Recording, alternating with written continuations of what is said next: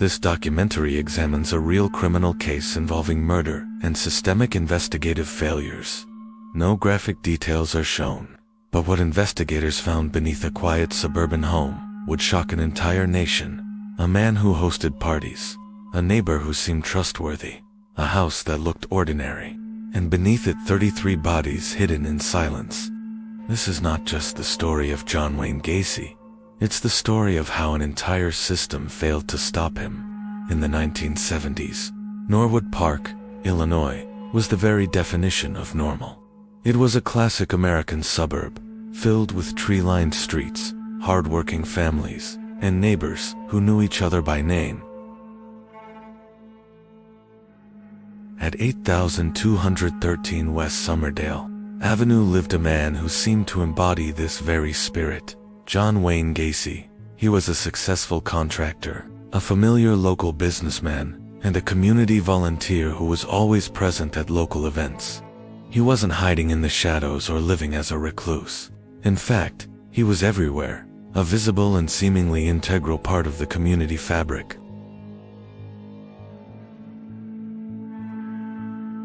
His home wasn't a fortress, it was a social hub.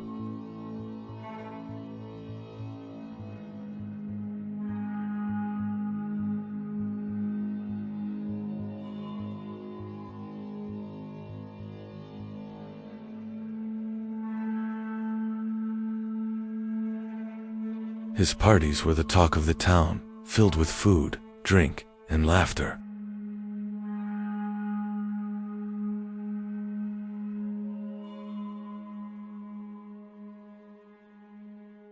He wasn't an outsider, he was one of them. Gacy cultivated this trust deliberately and with meticulous care. He wasn't just friendly, he was strategic. He understood the power of perception and built a public persona that was beyond reproach. He entertained guests in his home, creating an environment of warmth and hospitality. He was a political precinct captain, shaking hands with local politicians, and even getting his picture taken with First Lady Rosalynn Carter. This wasn't just social climbing, it was a carefully constructed shield. He cemented this image further by performing as Pogo the Clown at children's hospitals and community fundraisers. He literally wore a mask of joy and innocence. To law enforcement, he appeared cooperative and helpful. Whenever they had questions, he had plausible answers.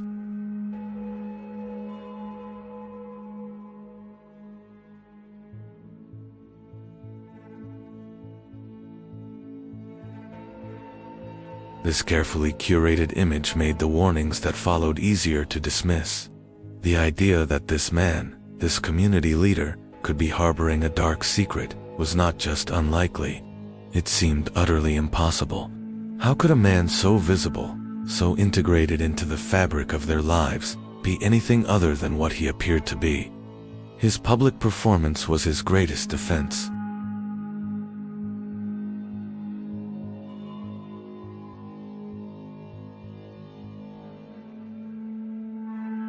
One by one, they vanished, leaving behind terrified families and a trail of unanswered questions. The disappearances seemed isolated at first, tragic but unconnected incidents.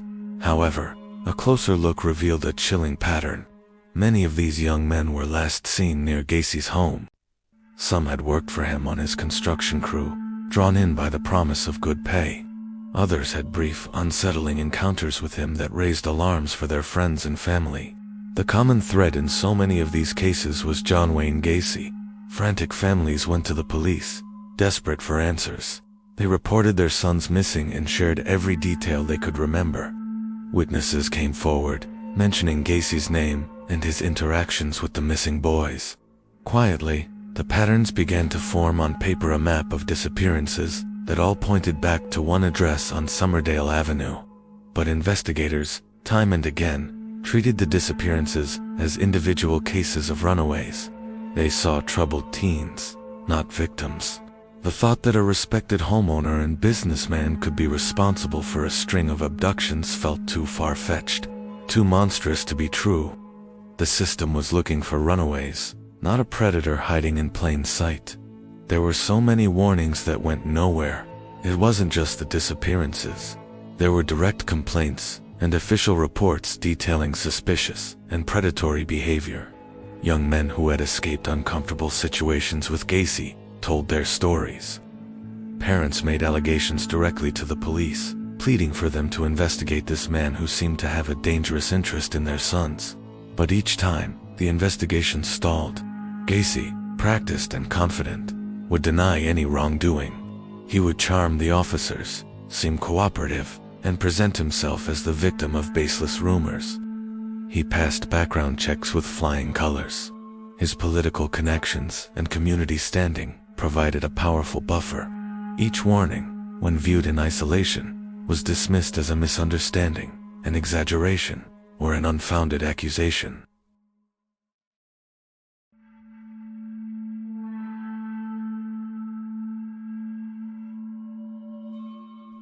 Each complaint was a single red flag, easily ignored. But together, they were a deafening alarm that no one heard. And all the while, beneath Gacy's perfectly normal house, a gruesome secret waited to be discovered. The evidence was piling up, not just in police files, but in the very ground he walked on. By the end of 1978, the pressure began to mount. The sheer number of missing young men in the Chicago area was becoming impossible to ignore. But it was one specific disappearance that finally broke through the wall of inaction. The missing person was 15-year-old Robert Piest, who vanished just before Christmas after telling his mother he was going to talk to a contractor about a job. That contractor was John Wayne Gacy. Unlike previous cases, this investigation refused to fade away.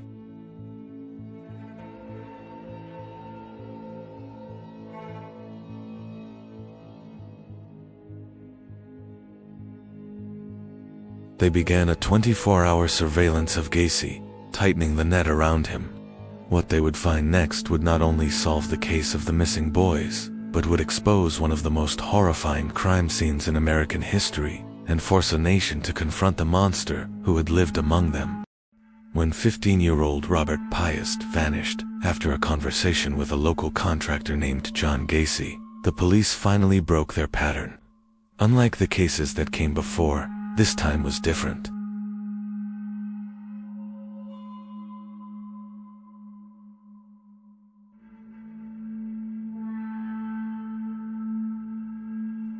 They initiated surveillance, shadowing his every move, and what they saw was unsettling.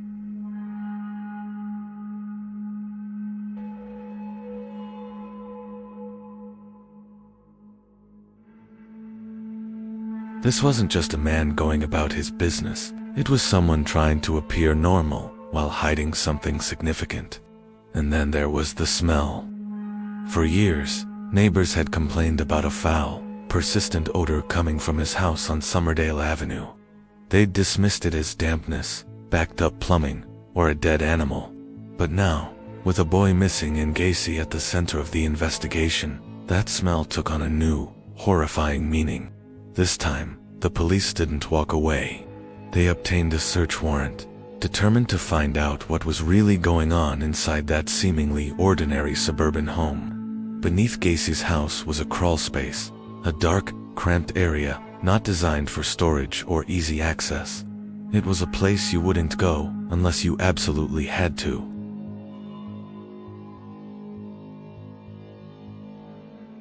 The smell was overpowering, a sickening mix of decay and damp earth. As they began to dig, their worst fears were realized, then surpassed in a way no one could have ever imagined.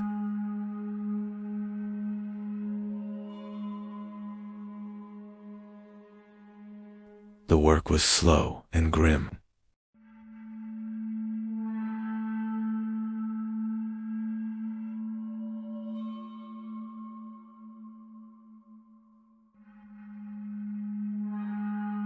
Evidence markers dotted the floor, each one representing a life cut short.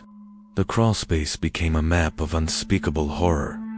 By the time the search was over, they had unearthed the remains of 29 individuals from beneath the house. 4 more were found in the nearby Des Plaines River.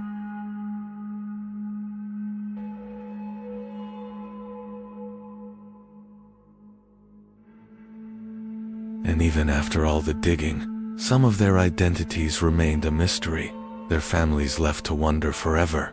The question that haunted the case, the question that still echoes today, wasn't just what they found, but how it could have been missed for so long. How could one man commit so many murders without anyone noticing? Why were the early complaints from parents and police officers dismissed?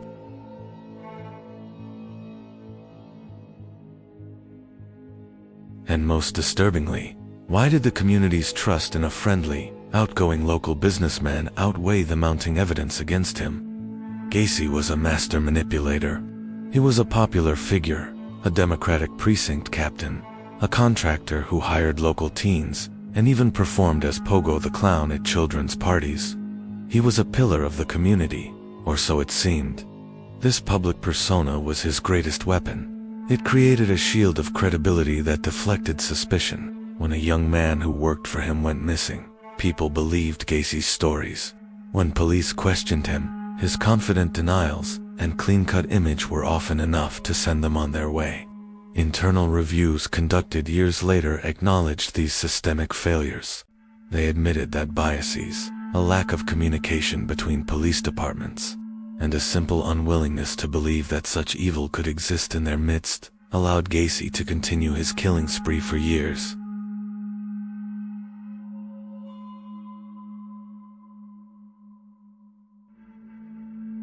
To this day, one of the most debated aspects of the Gacy case is whether he could have possibly acted alone. The sheer physical labor involved is staggering. Abducting, murdering, and then burying 33 individuals would have been a monumental task for one person. Digging graves in the cramped crawl space, mixing and pouring concrete, and disposing of bodies in the river, it all seems beyond the capabilities of a single man, even one as strong and determined as Gacy.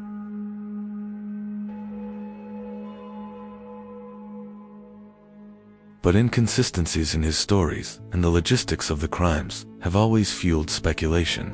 Investigators explored several leads, questioning some of Gacy's employees and associates.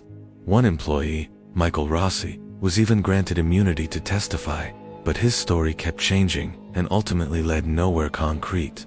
Could someone have helped him lure victims? Could they have helped with the burials?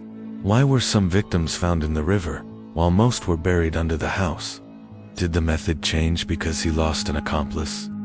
These are questions that investigators never fully ruled out.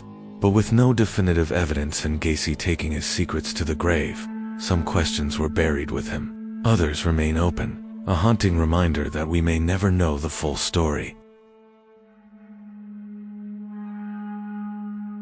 Justice, in the legal sense, was served. But justice doesn't erase failure. It doesn't undo the years of terror or bring back the lives that were lost. Because this case wasn't a mystery hidden in darkness. It happened in plain sight. On a normal suburban street, in a normal-looking house, surrounded by people who trusted appearances over their own instincts. The real horror of the John Wayne Gacy story isn't just what was buried beneath his house. It's the chilling realization of how long it took for anyone to finally look. Thank you for watching. Subscribe to Criminal Verse, where every crime hides a story we must never forget.